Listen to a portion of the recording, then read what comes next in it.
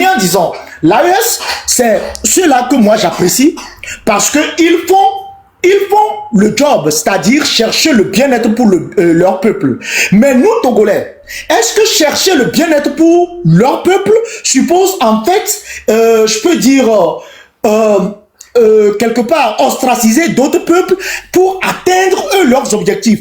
Bon, chacun verra midi à sa porte, mais je pense que si eux ils acceptent faire du mal à d'autres peuples pour atteindre le bien-être de leur peuple, alors de quoi se moque-t-on lorsque la France vient en fait avilir l'Africain, exploiter l'Africain, esclavagiser l'Africain pour venir servir le bien-être à leur peuple. Donc je voudrais que ici, le mot panafricanisme, comme l'a dit tout à l'heure Oba, dans ses lettres de noblesse, en termes de solidarité entre Africains et Afro-descendants, reviennent à la surface pour que les populations d'AES sachent que à côté, il y a certains peuples aussi qui auraient aimé aspirer à une forme de liberté, d'expression, d'opinion, de conscience et donc atteindre aussi leur souveraineté tant voulu. C'est juste ce que je voulais dire. Je n'ai rien contre le peuple, les peuples de l'AES, mais non qu'à savoir que là où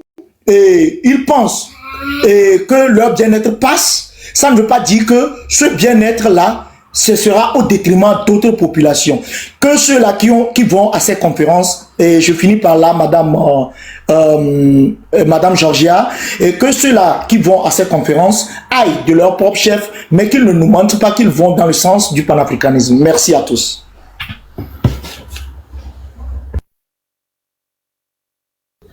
Waouh, intéressant. Tu es très intéressant, Africa. Tu es très intéressant. Jusqu'il y a des choses, franchement, je ne serais pas d'accord avec toi. Je ne sais pas, tu n'es pas abonné à moi. Hein. Sinon, c'est Œil de Sphinx. Oh, Œil de Sphinx, comment tu vas? On était abonné, non? On était abonné, Georgia. Oui, c'était sur l'autre compte. L'autre compte. Il y a l'Union européenne qui est en train de sauter. L'Union européenne est en train de sauter les comptes des gens et j'ai écouté de 15 ans. On m'a donné 15 ans de toute de restrictions. Sauvegarde, bonjour, doyen, comment allez-vous? Ah, au gars, mais diamant me lancer de retard de 5 minutes. Allez-y. Non, je prends moins de 3 minutes. Je vous en prie, prenez tout votre temps. Si c'est vous là, je peux même laisser le travail. Ne t'inquiète pas, j'ai pas grand-chose à dire. Ok. C'est juste, je salue tout le panel. Les contradictions sont bonnes. Et ce qui est important, c'est de savoir que le mot-clé, c'est l'unité. Pour l'instant, au Togo, nous avons quelqu'un qui tient les rênes du pouvoir et qui est là par succession généalogique depuis plusieurs décennies. Et ce qu'il y a lieu de comprendre, c'est que si on n'a pas le dialogue panafricain avec ces leaders dictateurs, comment vont-ils comprendre les véritables enjeux? Parce que moi, j'ai suivi Franklin Nyamsi à travers ses lives. Je pense que c'est un panafricain. Je pense à travers le discours et les actes, que c'est un panafricain. Je vais mettre une petite nuance.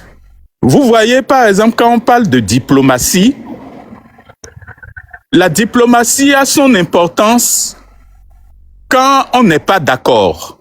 C'est quand on n'est pas d'accord qu'il faut aller vers celui qui n'est pas d'accord avec soi pour pouvoir poser les limites de ses objectifs, de sa pensée, de son opinion. Mais si vous restez à distance, vous n'arrivez pas à vous faire comprendre. Moi, j'ai travaillé dans des institutions, des hautes institutions, et je peux vous dire que les choses les plus importantes qui se font ne se font pas officiellement.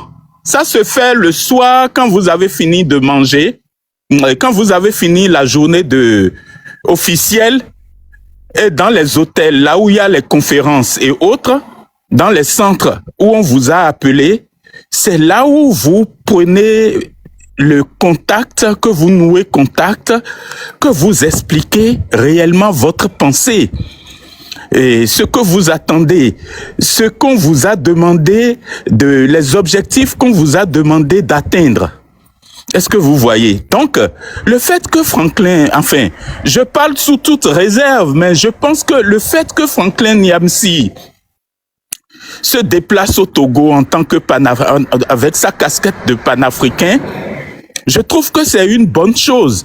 Parce que j'aurais souhaité que Nathalie Nyamba, également, qui est une femme très intelligente, stratège et autres, puisse y aller aussi.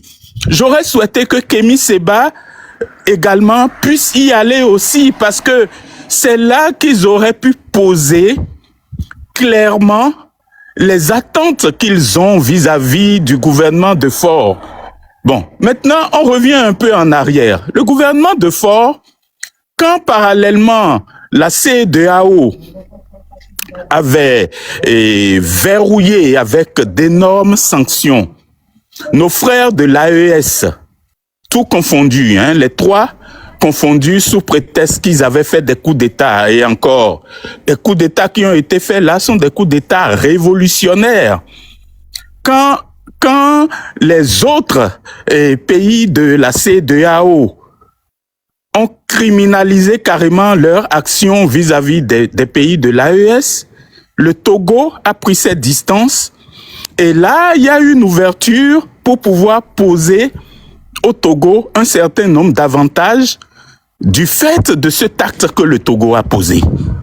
Cet acte a permis quand même de ne pas complètement isoler les pays de l'AES qui ont eu un port qui a permis les échanges avec le monde, malgré les embargos qui ont été posés de part et d'autre, par la France, par la CEDEAO, par les pays différents qui les ont entourés, dont le mien, ainsi de suite, ainsi de suite.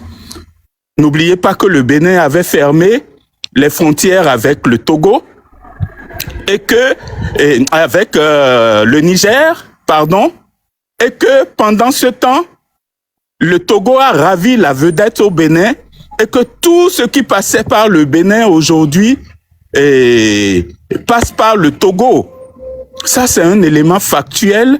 Et quand Franklin Nyamsi vient au Togo, il faut le surveiller de près pour pouvoir savoir quel est le discours qu'il va tenir. Ce n'est qu'après ce discours-là qu'il va tenir que nous pourrions nous déterminer, mais pas avant. Je pense que d'accepter d'aller au Togo, peut-être qu'il a posé un certain nombre de conditions préalables. Moi, je vois quand même aussi un danger parce que il a tellement critiqué le gouvernement de Faure que je crains même pour sa sécurité le fait qu'il ait accepté d'aller au Togo. Vous voyez? Et est-ce que la sécurité, on a garanti la sécurité de Nathalie Nyamba? Est-ce qu'on a garanti la sécurité de Kémi Séba? Quelles sont les raisons pour lesquelles Kémi Séba a désisté, s'est désisté? Quelles sont les raisons pour lesquelles Nathalie Nyamba s'est désistée? Ça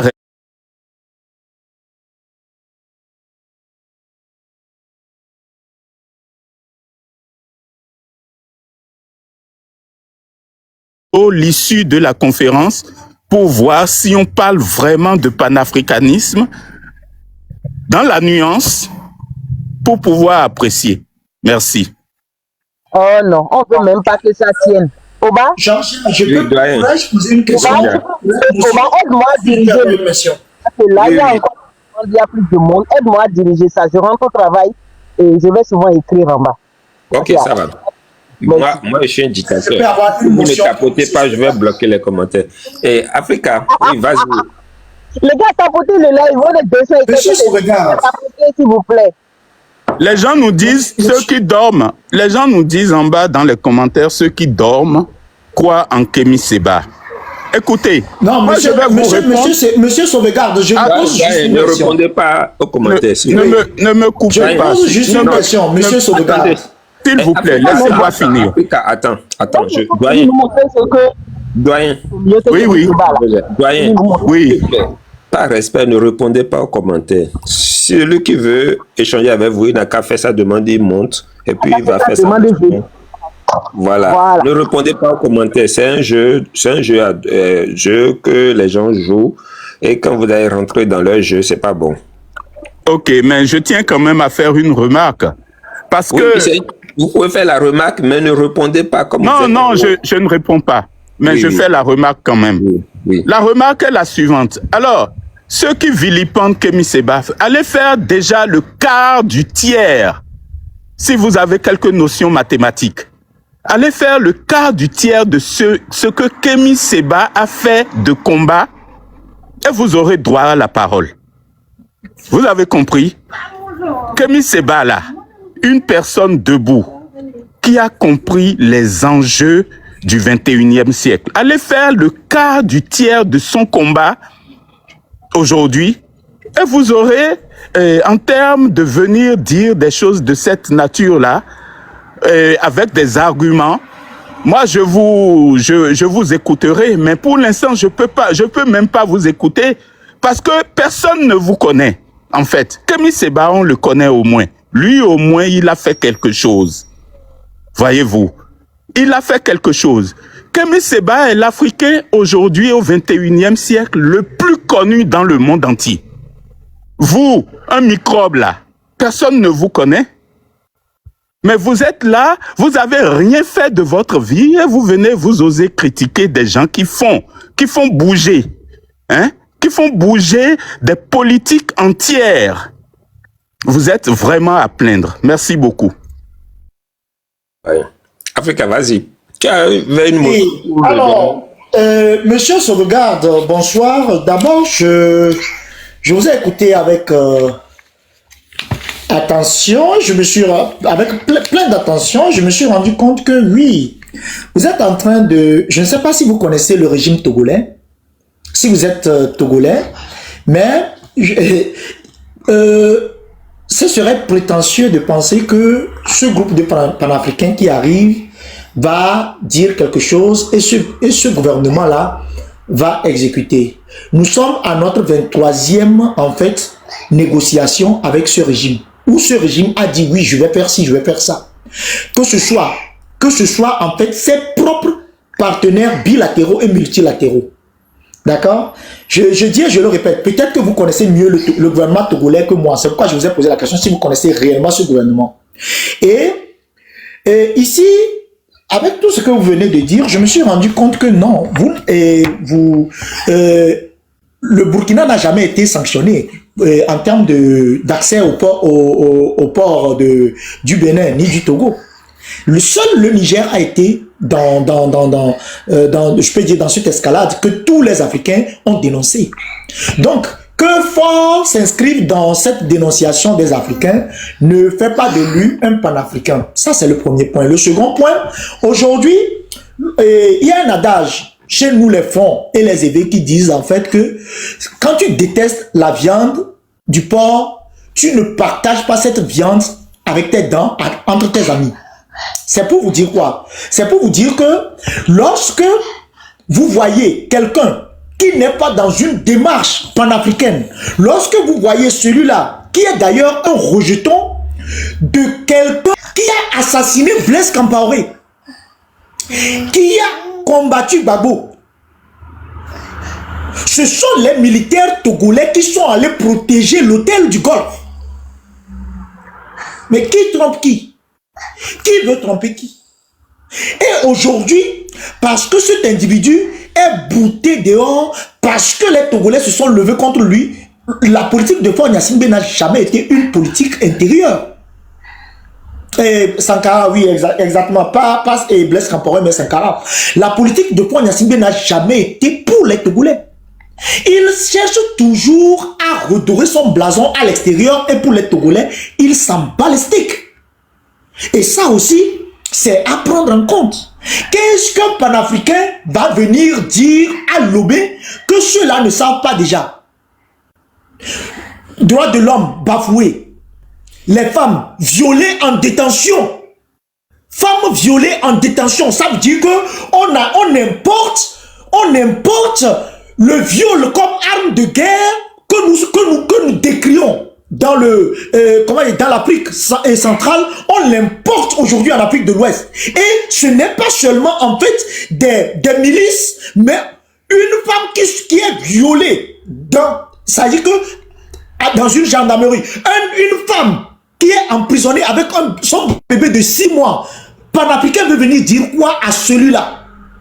Si ce n'est pas qu'on est intéressé par les prêts de mission qui sortiront de là. C'est la question qu'il faut se poser. Et donc, dire que non, peut-être que Franklin Nyamsi, je suis désolé, vu en fait ce que je venais de dire, je ne vois pas celui-là, je ne vois pas un panafricain, mais je vois un intéressé. Et donc, ceux que nous appelons en fait les panafricains de paillettes, les panafricains superficiels, les panafricains de spectacle vide là, s'ils veulent aller sur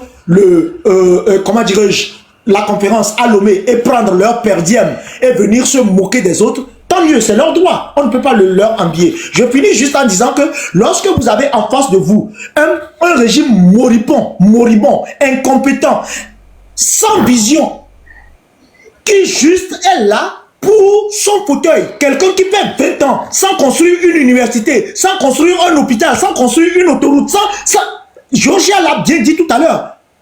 La dette s'accumule, mais on ne voit rien, que de la poussière. Alors on veut dire quoi aux panafricains? Que bientôt je vais changer? Après 20 années d'incompétence totale, criarde, on veut dire quoi aux panafricains? Que maintenant je vais transformer le Togo en royaume et donc les panafricains viennent dire oh bravo, vous avez oui. Bon, si c'est ce que vous voulez, allons-y. Mais ce dont on est sûr, je l'ai dit et je le répète, le Togolais est le seul artisan de son bonheur. Et par rapport à cela, le Togolais, même si c'est Poutine qui venait dire que mais Faure est le vrai panafricain, le Togolais se lèvera. C'est juste ce que je voulais vous dire, monsieur Sauvegarde. Je vous remercie. Merci Africa. Moi j'ai une motion. En fait, je ne sais pas si oui, tu étais là quand j'avais parlé du panafricanisme de gauche, de droite et hybride. Donc, aujourd'hui, on ne va pas dire que oui, parce que on a nos pères du panafricanisme comme Kwame Nkrumah qui, pour eux, il faut arracher sa souveraineté.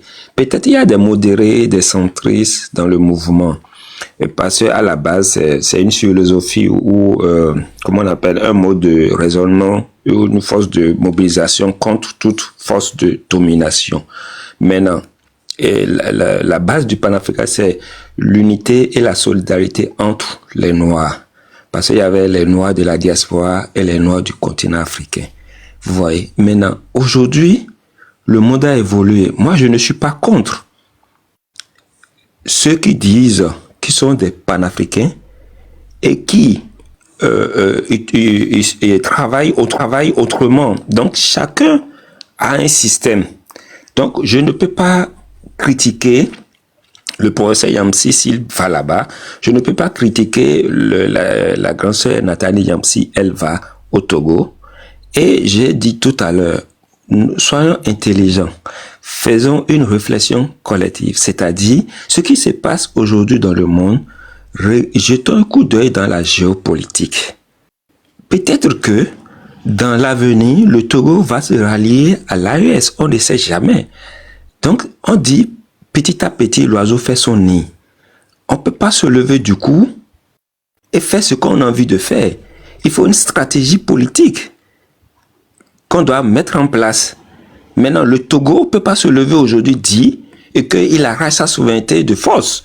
On connaît comment le Togo a été dominé, esclavagisé, déporté de force. Il y a des Togolais qui ont déporté de force de l'esclavage jusqu'à nos jours. Nous sommes colonisés. Et il y a un système qu'on appelle France-Afrique qui nous domine dans tous les pays francophones. Les pays de l'AES, ceux qui sont arrivés au pouvoir, c'est des vrais patriotes qui sont arrivés au pouvoir. C'est-à-dire, c'est des militaires. Et parce que il faut être un patriote avant d'intégrer l'armée nationale de son pays. Voilà. Donc, le président Faure, il n'est pas un militaire, c'est un civil. Si il prend conscience que ce qu'il a fait dans le passé, il est en erreur, il est en faute, mais moi j'ai entendu son discours. C'est une manière de demander pardon au peuple togolais. Moi, il faut aller dans le fond de son discours. C'est une manière de demander pardon au peuple togolais. Là, je ne vous comprends plus au bas. Hein. Excusez-moi, je ne vous comprends plus. Parce qu'au début, oui, quand vous parliez des panafricains... Oui, je vais revenir sur son discours il y a 3 jours, 4 jours. J'ai écouté un peu quelques extraits du discours du président Faure. Moi, bonsoir. J'analyse ça. Essayez de laisser la parole aux autres. Merci. Monsieur, mettez votre micro, on va vous donner la parole. D'accord? Donc, au fait, Monsieur Africa pense que les panafricains je vais dire, ceux qui prônent pour l'idéologie panafricaniste sont des vendus et qu'ils veulent aller au Togo pour faire l'éloge du président Faure. Parce que pour eux, c'est qu'on fait l'éloge du président Faure sur les réseaux sociaux pour dire que... je n'ai jamais dit ça, je suis désolé, je n'ai jamais dit ça. Non, je n'ai jamais dit que les panafricains sont des vendus. Tu as fait une motion par rapport au propos du droit sauvegarde. Mais je n'ai jamais dit qu'ils sont des vendus. C'est une manière aussi de les dire. C'est une manière... Non, ça dénature complètement ce que j'ai dit, monsieur Oba. Le dire de cette façon, ça dénature complètement ce que j'ai dit. C'est ce que moi j'entends. C'est ce que moi j'entends. Mais je n'ai jamais traité quelqu'un de vendu. Si la personne elle-même va pour faire une santé financière, ça n'engage qu'elle. Mais je n'ai jamais dit que cette personne, elle est vendue. À quel prix elle a été vendue, ça, je ne saurais le dire. Moi, j'ai juste dit en fait que aller adouber un assassin et comme cela, c'est un peu redorer son blason. Ça s'arrête là. Vous faites un procès d'intention. Un instant, monsieur Sauvegarde, un instant, je finis avec Oba. Si vous trouvez moi je vais descendre parce que... Si vous trouvez, monsieur Oba, que, en fait, le discours que Faure Gnassingbé a prononcé il y a 3 jours de cela vaut pour argent comptant, ça n'engage que vous. Mais sachez que ce même Faure Gnassingbé, lorsque il est arrivé au pouvoir et qu'il a tué plus de 500 plus de 500 personnes selon l'ONU et plus de 800 selon les organisations de la société civile, et qu'il est allé au stade d'Atapamé, il a pleuré et il a dit en fait à tous les Togolais, au monde entier, que plus jamais ça ne se répétera au Togo. Mais en 2017, nous avons vu ce qui était arrivé. En 2020, nous avons vu ce qui était arrivé. Donc si vous prenez la posture de cet individu pour argent comptant, c'est votre droit. Mais le Togolais que je suis et en fait l'analyste politique et géopoliticien que je suis m'amène à vous dire que non, celui-là, on ne peut même pas lui faire confiance. Même s'il vous dit qu'il est mort, il n'est pas mort. Donc c'est ce que moi je vous dis. Maintenant, chacun peut voir midi à sa porte. Je mute mon micro. Ok. Je te comprends. Vous voulez dire quelque chose? Je vais dire quelque chose rapidement et descendre.